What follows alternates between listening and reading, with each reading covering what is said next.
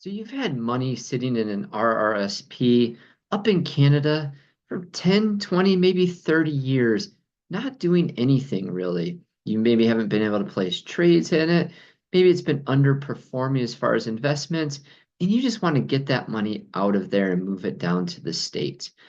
Today we're going to talk about the fastest and most tax efficient way to get your RRSPs up in Canada moved down to the US.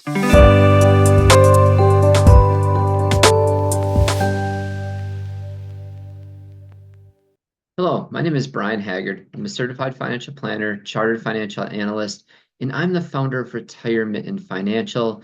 We help simplify your cross-border retirement plan. And one of the biggest issues that or topics that we have to deal with our clients is what's the best way to get money out of your RRSPs in Canada and move them down here to the States where you're living at now. And so today we're going to talk about what are some different withdrawal strategies that you may want to consider.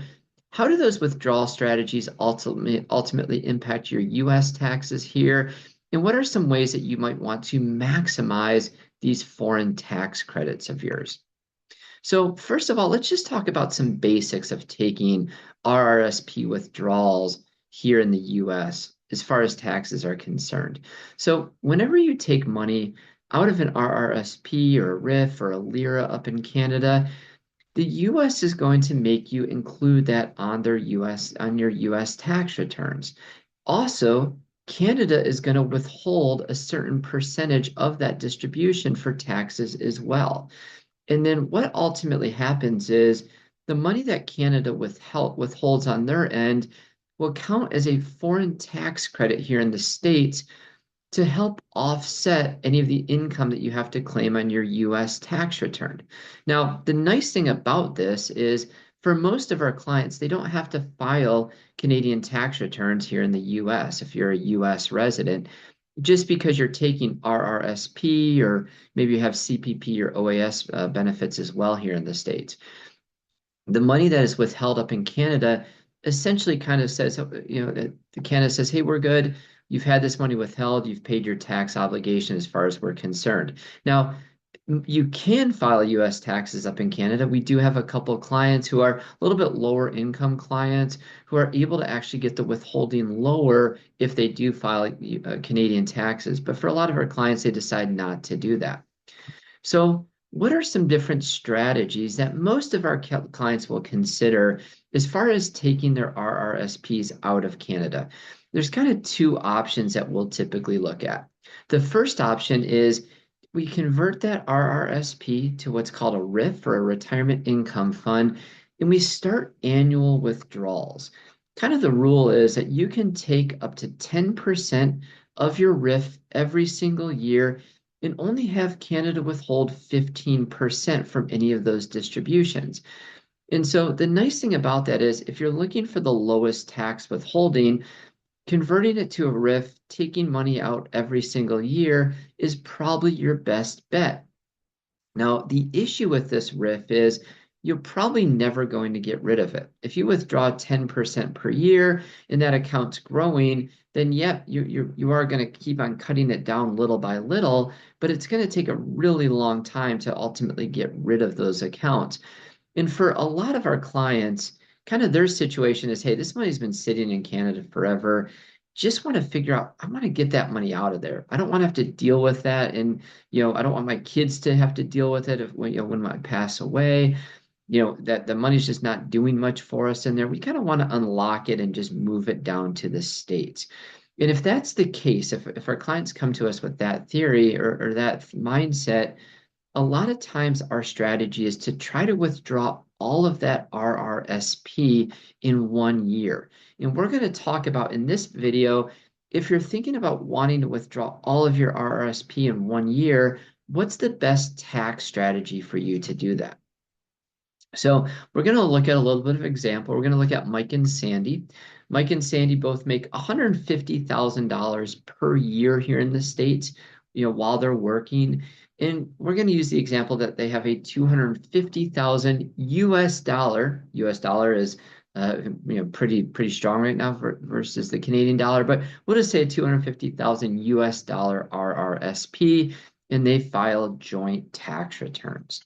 So let's just look at their situation where how much would Mike and Sandy have to pay in US taxes if they just have US income, if they don't have any RRSP withdrawals? We'll just say their US income is 150,000.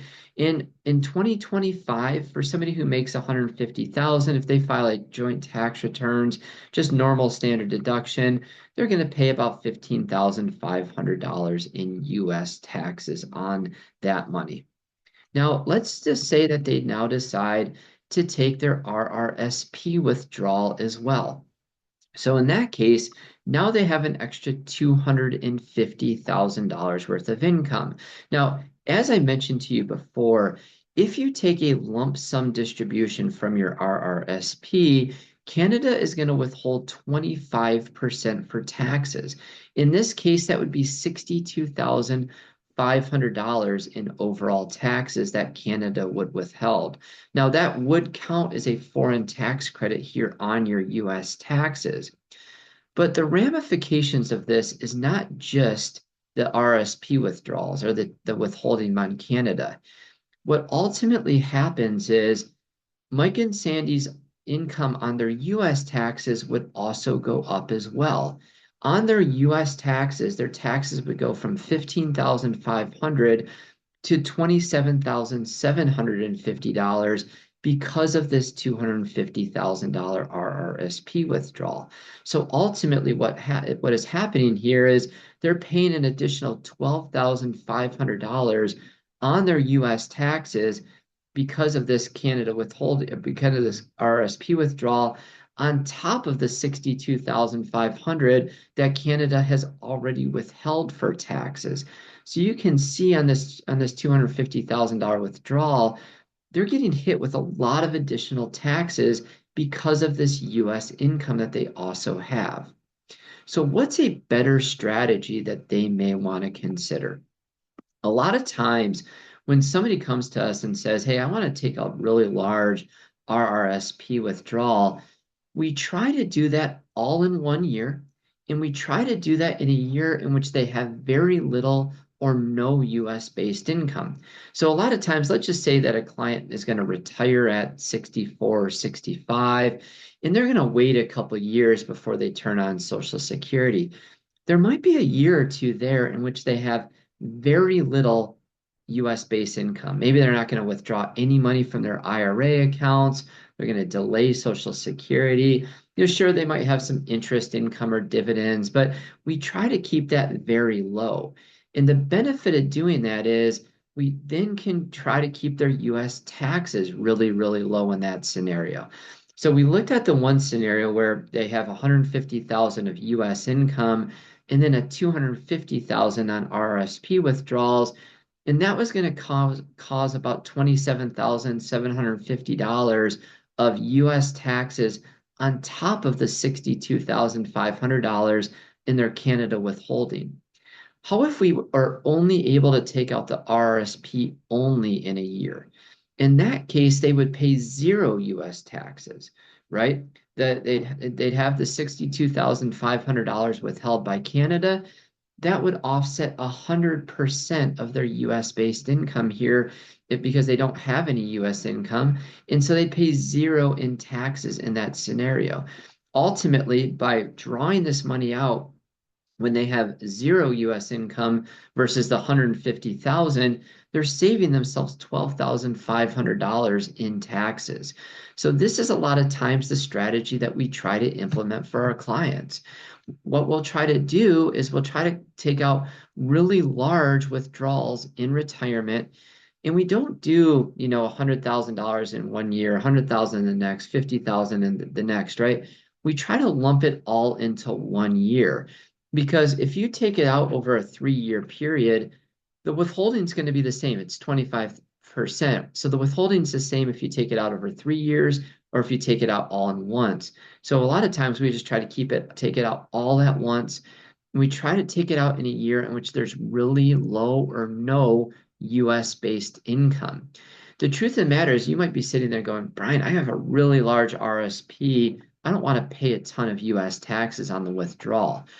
Well, if you keep your US income at zero, you can withdraw probably about $650,000 in RRSP before you would start to pay US taxes on those withdrawals. If you're filing a married filing joint tax return, I had a client about a year ago take out $550,000 from their RSPs and liras and pay zero in US taxes because the withholding done in Canada paid for everything.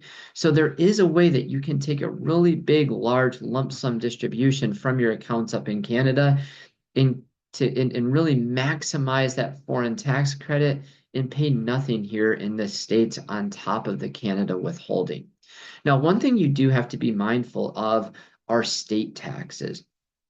Typically, the foreign federal tax credit will offset most or all of your federal taxes, but a lot of times you still, if you're in a state that has a state tax bracket or state taxes, you may still have to pay pretty hefty state taxes on the withdrawals.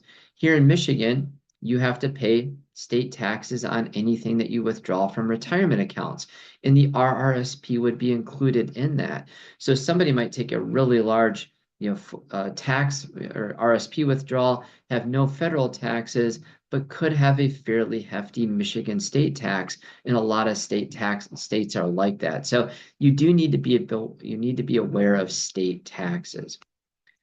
Whenever you're thinking about taking a really large RRSP withdrawal, make sure that you're kind of consulting somebody that you trust, that you're consulting your tax preparer, that you're consulting your financial advisor.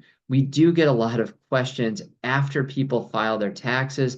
All of a sudden, they're hit with all of these taxes because they took an RSP or RIF withdrawal, and then they ask us questions about what happened after the fact, right? You want to make sure that you're talking to somebody before so that you're not getting yourself into any tax issues. Now, again, here at Retirement and Financial, we do specialize in this type of area. We specialize in cross-border financial planning. So if you're you're wanting to work with somebody who can help you with these complicated RSP withdrawal strategies as well as CPP OAS, that's something that we do every day for our clients. We are a fee-only financial planner, which means we don't charge any commissions. And we offer services from one-time plans to ongoing financial planning and investment management. There's a service that we have that could best fit your needs. You can schedule a complimentary consultation with one of our experienced cross-border financial planners at retirementin.com. Thanks for listening. If you have any questions, let us know.